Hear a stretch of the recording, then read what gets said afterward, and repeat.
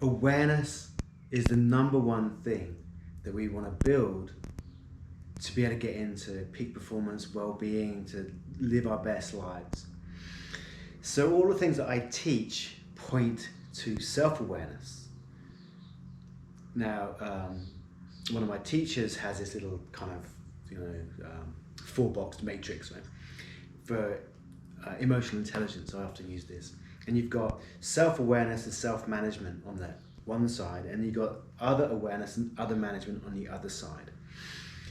Now, the way to look at that is the more I can become aware of myself and myself as an individual, and then as part of humanity, the more I understand protocols to manage myself, that information and knowledge can be translated over to understanding others and how to manage others. So everything that we do that works on building our awareness has a benefit for our connection, our community. So I like to use models that I've been taught over the years from other teachers, and I mix a little bit of my own sort of awareness and observations and experience within there.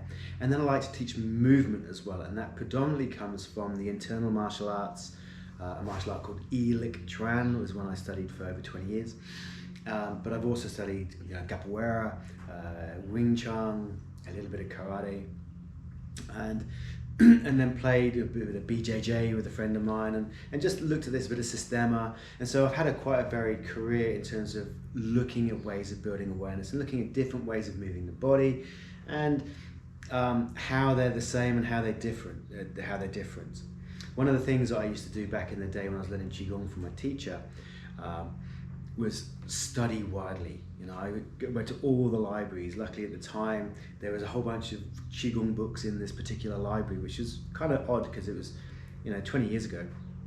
Qigong was nowhere near as big as it is now, and to find all these books in a library in a suburb in Western Australia seemed to be a bit weird, but I found it anyway. And I read all these books, and I bought books, and I had a whole bunch I had my own library for a while when I was living there.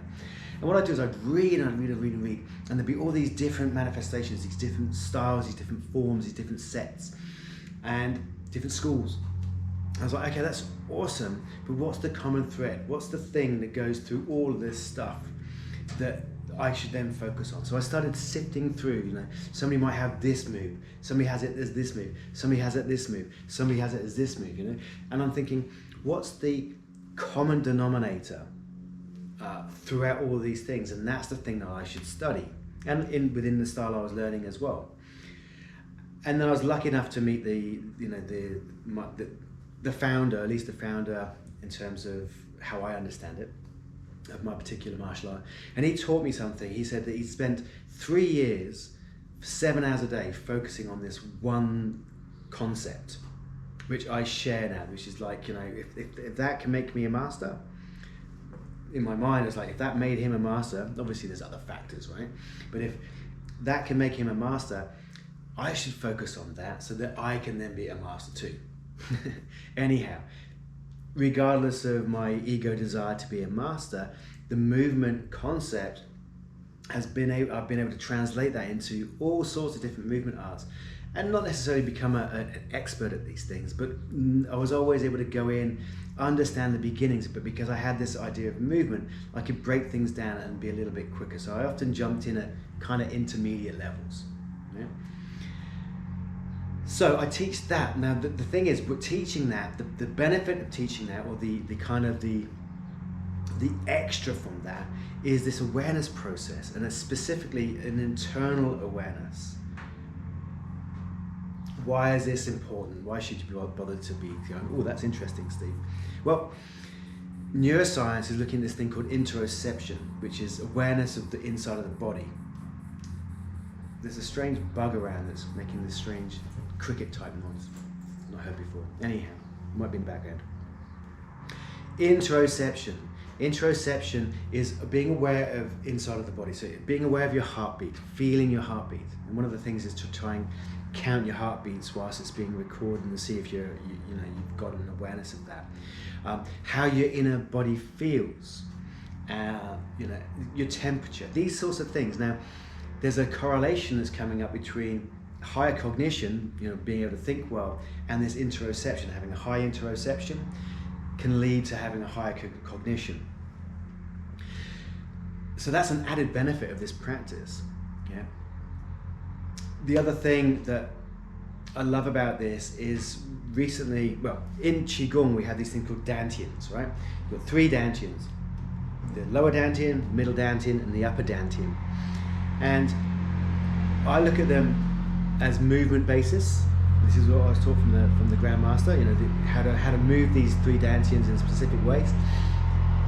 But recently got put onto a book, and I'm thinking to myself, these are brains kind of thing, and I knew there's neurons in these parts of the body. Recently I got put onto this book where he talks about the 3 brains and the neuroscience behind understanding these three brains that we have, which is beautiful, because in my mind, we have these ancient technologies, and then we have this modern way of looking at things, and they're starting to marry. The ancient mystics standing on top of mountains and doing all these sort of moves and things were working out, hey, there's some movement, and there's a brain in my body, in my belly, and there's a brain somehow in my heart, and there's a brain obviously in my head. And now neuroscience is going, yes, there are neurons in there, and there are more, neurons in the belly than there are in the heart. Was it the other way around? I'd have to look at my book again. But what it means is that they're not thinking in the same way the brain does, but they're still monitoring parts of the body and looking after parts of the body. So by bringing your awareness to these parts of the body, you're helping, in my opinion, you're helping them expand and understanding more, and maybe getting out of the body's innate intelligence's way, if that makes sense, through the better understanding, better connection. Right, so these will build awarenesses of your internal environment and the external environment. Now the other thing that adds on to this is, maybe we'll just stop this video here, because there's enough information there, and then we'll go on to the next video.